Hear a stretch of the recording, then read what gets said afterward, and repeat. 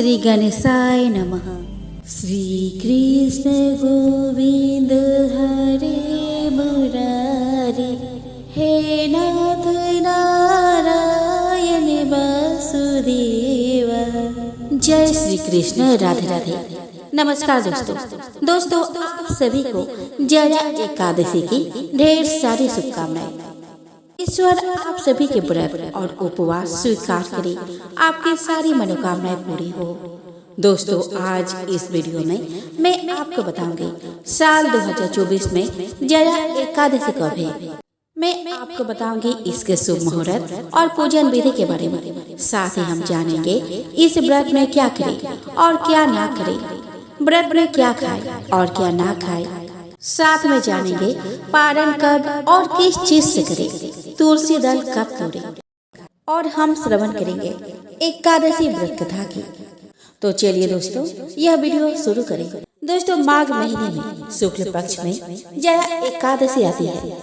जया एकादशी व्रत करने वाले के पितर कुयोनि को त्याग कर स्वर्ग में चले जाते हैं। इसके प्रभाव से पितृ पक्ष की 10 पीढ़ियां और मातृ पक्ष की 10 पीढ़ियां मोक्ष को प्राप्त होती है। जया एकादशी व्रत में भगवान विष्णु के माधव रूप की पूजा करनी चाहिए। पुराणों का कहना है कि इस व्रत और पूजा से विजय मिलती है। दोस्तों इस साल जया एकादशी 20 फरवरी 2024 को है। पद्म पुराण और भविष्योत्तर पुराण दोनों में जया एकादशी के महत्व का उल्लेख मिलता है। स्वयं भगवान कृष्ण ने युधिष्ठिर को इस दिन का महत्व बताते हुए कहा था कि इस दिन का उपवास करने से व्यक्ति को ब्रह्म हत्या जैसे पापों से भी मुक्ति मिलती है। पंचांग के अनुसार माघ महीने के शुक्ल पक्ष की एकादशी 19 फरवरी 2024 को सुबह 8:49 पर शुरू होगी और अगले दिन 20 फरवरी 2024 को सुबह 9:55 पर समाप्त होगी।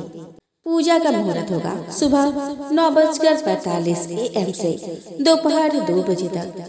दोस्तों एकादशी को पूरे दिन रात निराहार रहकर व्रत रखा जाता है। द्वादशी पर सुबह व्रत खोला जाता है। पारण सूर्योदय के बाद ही होता है। शास्त्रों में कहा गया है कि एकादशी व्रत पारण द्वादशी तिथि खत्म होने से पहले करना जरूरी है। यदि तिथियों की घटबढ़ के कारण द्वादशी तिथि सूर्योदय से पूर्व ही खत्म हो गई हो तो ऐसे स्थिति में पारण सूर्योदय के बाद ही करना होता है। पारण के समय यह ध्यान रखना है कि एकादशी व्रत का पारण हरिवासर के दौरान नहीं किया जाता है। द्वादशी तिथि का पहला चौथाई समय को हरिवासर कहा जाता है, क्योंकि व्रत का पारण हरिवासर में नहीं होता। इसीलिए व्रती को पारण के लिए इसके खत्म होने का इंतजार करना होता है। यानी द्वादशी तिथि का प्रथम चौथाई समय बीतने के बाद पारण हो सकता है। दोस्तों पंचांग में हर तिथि की पूर्ण अवधि है। उसके 4 भाग कर प्रथम भाग का समय बीतने के बाद पारण करना चाहिए। दोस्तों एकादशी व्रत पारण के लिए सबसे अच्छा समय प्रातः काल है। व्रती को मध्याह्न काल के दौरान व्रत खोलने से बचना चाहिए। यानी प्रातः सूर्योदय के बाद 3-4 घंटों के भीतर व्रत खोल लेना चाहिए। मध्याह्न काल अर्थात दोपहर में 11 से दोपहर 1 बजे तक व्रत नहीं खोलना चाहिए। किसी कारण आप प्रातः काल व्रत नहीं खोल पाए तो मध्याह्न काल बीतने पर ही व्रत खोलना चाहिए। दोस्तों इस साल जया एकादशी व्रत का पारण 21 फरवरी 2024 को सुबह 6:55 से सुबह 9:11 तक किया जाएगा। पारण तिथि के दिन द्वादशी समाप्त होने का समय सुबह 11:27 है। दोस्तों जया एकादशी का व्रत पारण गाय के दूध से किया जाएगा। अगर यह संभव ना हो तो आप तुलसी दल, जल और फल से पारण कर सकते हैं। दोस्तों 20 फरवरी 2024 को सूर्योदय का समय रहेगा सुबह 7 बजे और सूर्यास्त का समय रहेगा 6:21 PM पर। राहु काल का समय रहेगा 3:33 PM से 4:56 PM तक। दोस्तों कोई भी शुभ समय या मुहूर्त के दौरान राहु काल से बचना चाहिए, क्योंकि यह समय अशुभ माना जाता है। अभिजीत मुहूर्त का समय रहेगा 12:17 PM से 1:03 PM तक। ब्रह्म मुहूर्त का समय रहेगा 5:23 AM से 6:11 AM तक। द्वादशी तिथि का प्रारंभ होगा 20 फरवरी मंगलवार को सुबह 9:56 AM से और द्वादशी तिथि का समापन होगा 21 फरवरी बुधवार को सुबह 11:27 AM पर। दोस्तों 21 जनवरी 2024 को सूर्योदय का समय रहेगा 6:59 AM पर और सूर्यास्त का समय रहेगा 6:21 PM पर। राहु काल का समय रहेगा 12:40 PM से 2:05 PM तक। अमृत काल का समय रहेगा 12:09 PM से 1:53 PM तक। ब्रह्म मुहूर्त का समय रहेगा 5:22 AM से 6:10 AM तक। पद्म पुराण में जिक्र किया गया है कि जया एकादशी व्रत करने से हर तरह के पाप और अधम योनि से मुक्ति मिलती है। साथ ही साधक को जीवन में सभी भौतिक एवं आध्यात्मिक सुख मिलते हैं। मान्यता है कि जया एकादशी का व्रत करने से मरणोपरांत मोक्ष की प्राप्ति होती है। अतः नियमों का पालन करते हुए यह व्रत आप जरूर करें। दोस्तों जया एकादशी का व्रत करने वाले उपासक को दशमी के दिन एक ही समय सात्विक भोजन ग्रहण करना चाहिए। व्रती को संयमित और ब्रह्मचर्य का पालन करना चाहिए। प्रातः काल स्नान के बाद व्रत का संकल्प ले। इसके बाद धूप, दीप, फल और पंचामृत आदि अर्पित करके भगवान विष्णु के श्री कृष्ण अवतार की पूजा करें। रात्रि में जागरण कर श्री हरि के नाम का भजन करें। अगले दिन यानी द्वादशी पर किसी जरूरतमंद व्यक्ति या ब्राह्मण को भोजन कराकर दान दक्षिणा देकर व्रत का पालन करना चाहिए। एकादशी के दिन तुलसी दल नहीं तोड़ने चाहिए। आप एक दिन पहले ही तुलसी दल तोड़कर रख लें। दोस्तों हिंदू धर्म के अनुसार एकादशी व्रत करने की इच्छा रखने वाले मनुष्य को दशमी के दिन से ही कुछ अनिवार्य नियमों का पालन करना चाहिए। इन दिनों कुछ चीजों का सेवन निषेध माना गया है। दोस्तों एकादशी के दिन यथाशक्ति अन्न दान करें, किंतु स्वयं किसी अन्य का दिया हुआ अन्न कदापि ग्रहण न करें। किसी कारणवश निराहार रहकर व्रत करना संभव न हो तो एक बार भोजन करें। इस दिन दूध या जल का सेवन कर सकते हैं। एकादशी व्रत में शकरकंद, कुट्टू, आलू, साबूदाना, नारियल, काली मिर्च, सेंधा नमक, दूध, बादाम, अदरक, चीनी आदि पदार्थ खाने में शामिल कर सकते हैं। एकादशी का उपवास रखने वालों को दशमी के दिन मांस, लहसुन, प्याज, मसूर की दाल आदि निषिद्ध वस्तुओं का सेवन नहीं करना चाहिए। एकादशी के दिन प्रातः लकड़ी का दातुन न करें। इस दिन वृक्ष से पत्ता तोड़ना वर्जित है, अतः स्वयं गिरा हुआ पत्ता लेकर सेवन करें। नींबू, जामुन या आम के पत्ते लेकर चबा ले और अंगुली से कंठ साफ कर ले।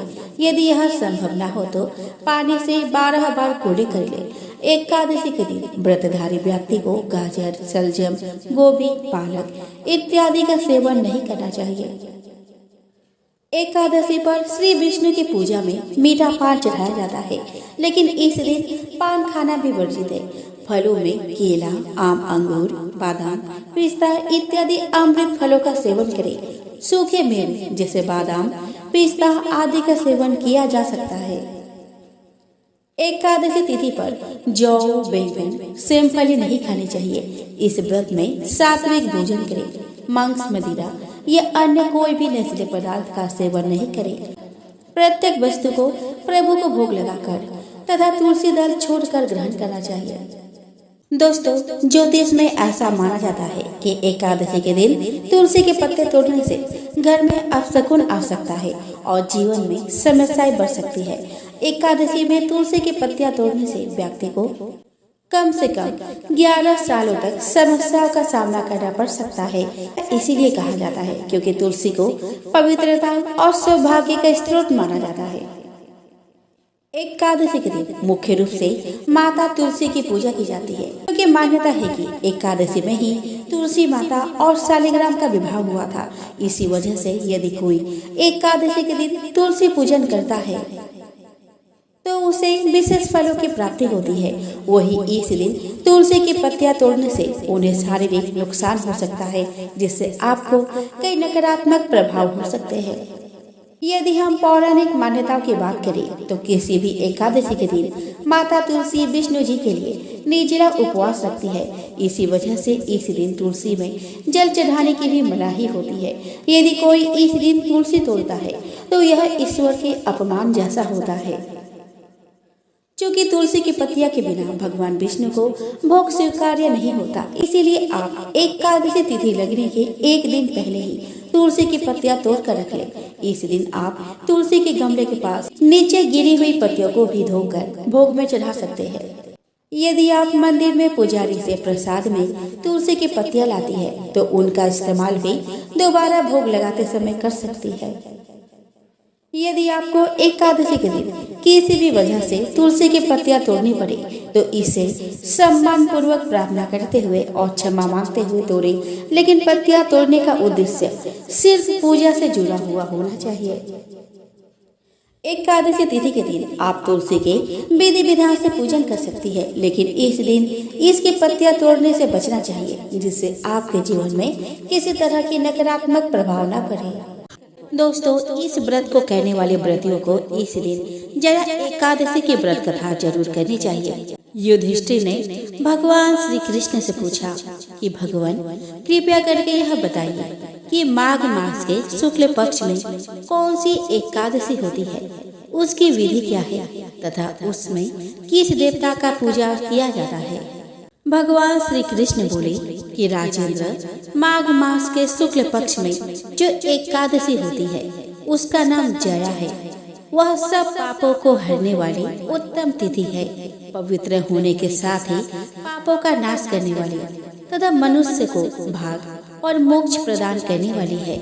इतना ही नहीं, यह ब्रह्म हत्या जैसे पाप तथा पिशाच तत्व का भी विनाश करने वाली है। इसका व्रत करने पर मनुष्य को कभी प्रेत योनि में नहीं जाना पड़ता। इसीलिए राजन, प्रयत्न पूर्वक जया नाम की एकादशी का व्रत करना चाहिए। एक समय की बात है, स्वर्ग लोक में देवराज इंद्र राज्य करते थे। देवगण पारिजात वृक्ष से युक्त नंदन वन में अप्सराओं के साथ विहार कर रहे थे। 50 करोड़ गंधर्व के नायक देवराज इंद्र ने स्वेच्छा अनुसार वन में विहार करते हुए बड़े हर्ष के साथ नृत्य का आयोजन किया। गंधर्व उसमें गान कर रहे थे, जिनमें पुष्पदंत, चित्रसेन और उसका पुत्र ये 3 प्रधान थे। चित्रसेन की स्त्री का नाम मालिनी था। मालिनी से एक कन्या उत्पन्न हुई थी जो पुष्पवंती के नाम से विख्यात थी। पुष्पदंत गंधर्व का एक पुत्र था जिसको लोग माल्यवान कहते थे। माल्यवान पुष्पवंती के रूप पर अत्यंत मोहित था। ये दोनों भी इंद्र के यहाँ नृत्य करने के लिए आए थे। इन दोनों का गान हो रहा था। इनके साथ अप्सराएं भी थी। परस्पर अनुराग के कारण ये दोनों मोह के वशीभूत हो गए। चित्त में भ्रांति आ गई, इसीलिए वे शुद्ध गान ना गा सके। कभी ताल भंग हो जाता था तो कभी गीत बंद हो जाते थे। इंद्र ने इस प्रमाद पर विचार किया और इसे अपना अपमान समझकर वे कुपित हो गए। अतः इन दोनों को श्राप देते हुए बोले कि ओ मूर्खों, तुम दोनों को धिक्कार है। तुम लोग पति और मेरे आज्ञा भंग करने वाले हो। अतः पति पत्नी के रूप में रहते हुए पिशाच हो जाओ। इंद्र के इस प्रकार श्राप देने पर इन दोनों के मन में बड़ा दुख हुआ। वे हिमालय पर्वत पर चले गए और पिशाच योनि को पाकर भयंकर दुख भोगने लगे। शारीरिक आतंक से उत्पन्न ताप से पीड़ित होकर दोनों ही पर्वत के कंदराओं में विचरने लगे। एक दिन पिशाच ने अपने पत्नी पिशाची से कहा कि हमने कौन सा पाप किया है जिससे यह पिशाच योनि प्राप्त हुई है। नरक का कष्ट अत्यंत भयंकर है तथा पिशाच योनि भी बहुत दुख देने वाली है। अतः पूर्ण प्रयत्न करके पाप से बचना चाहिए। इस प्रकार चिंता मग्न होकर वे दोनों दुख के कारण सूखते जा रहे थे। देव योग से उन्हें माघ मास के शुक्ल पक्ष की एकादशी की तिथि प्राप्त हो गई। जया नाम से विख्यात यह तिथि सब तिथियों में उत्तम है। उस दिन उन दोनों ने सब प्रकार के आहार त्याग दिए, जलपान तक नहीं किया, किसी जीव की हिंसा नहीं की, यहाँ तक कि खाने के लिए फल तक नहीं काटा।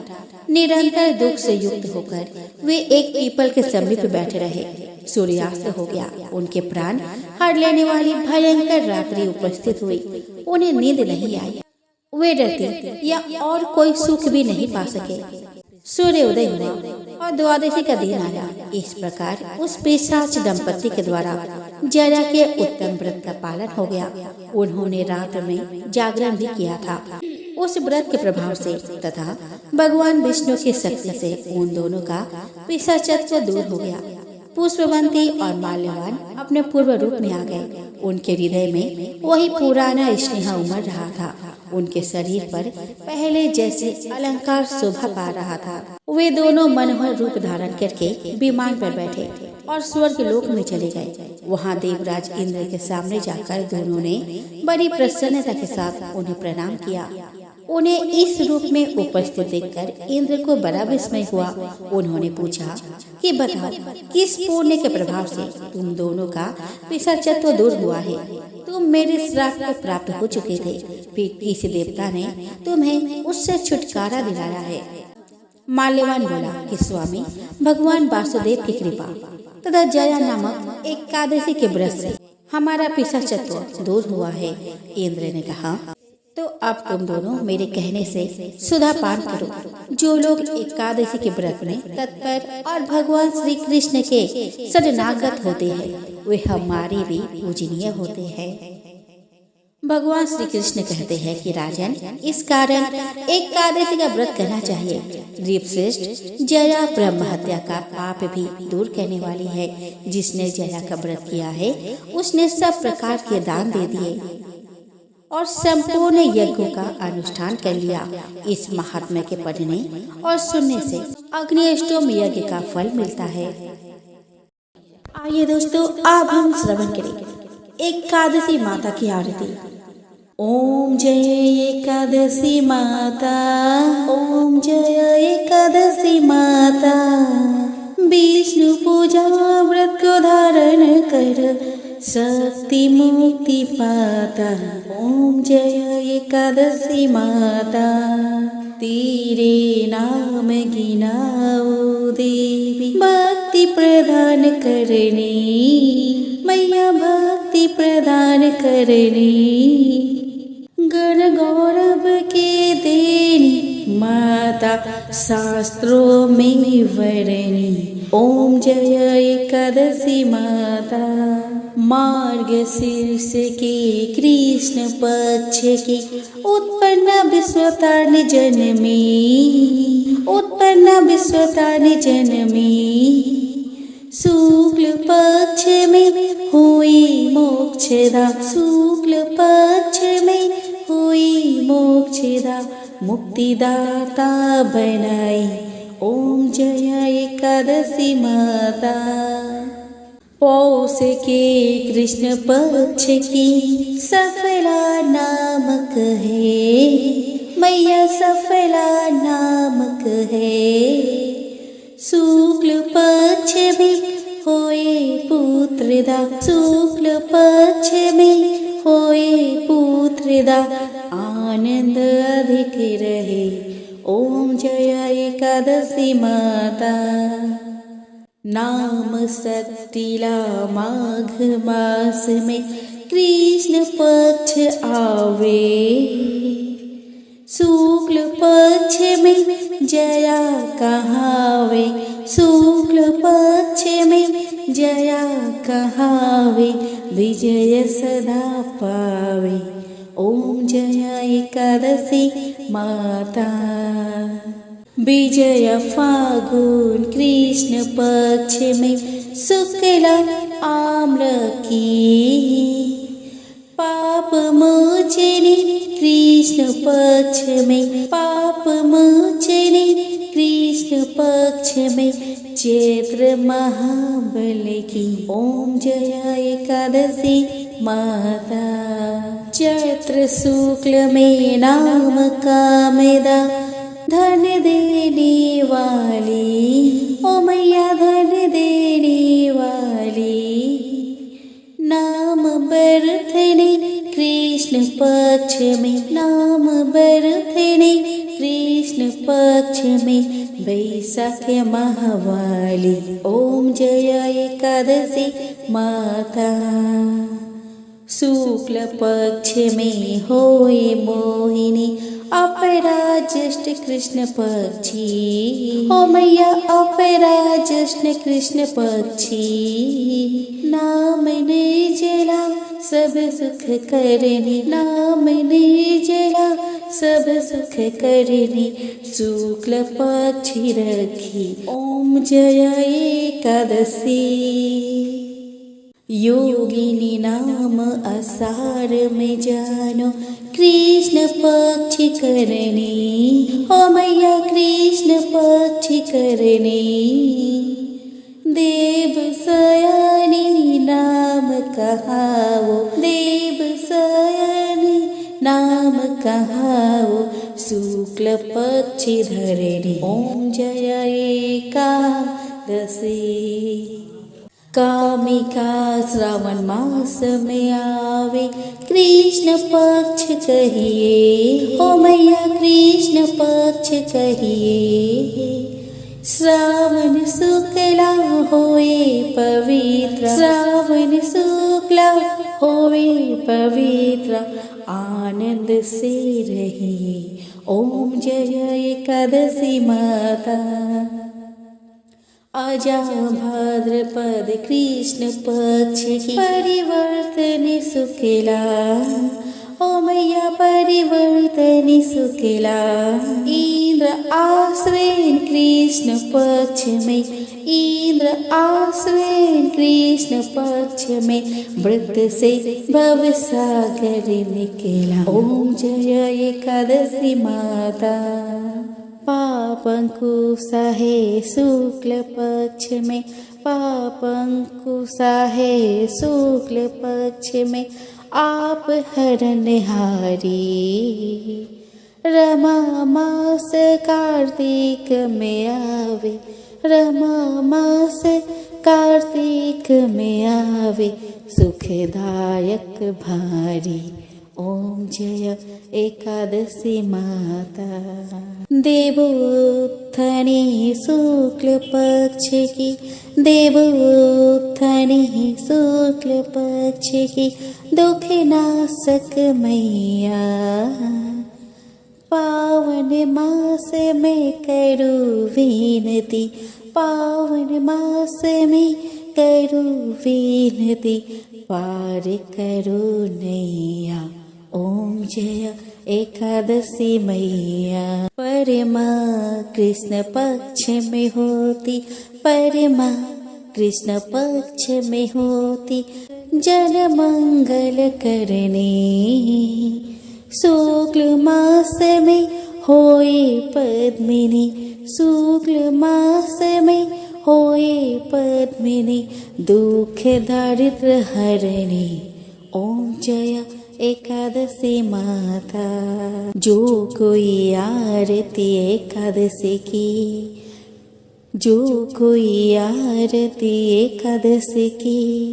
भक्ति सहित गावे जन गुरुदिता स्वर्ग का वासा, जन गुरुदिता स्वर्ग का वासा। निश्चय वह पावे ओम जय एकादशी माता। एकादशी माता की जय।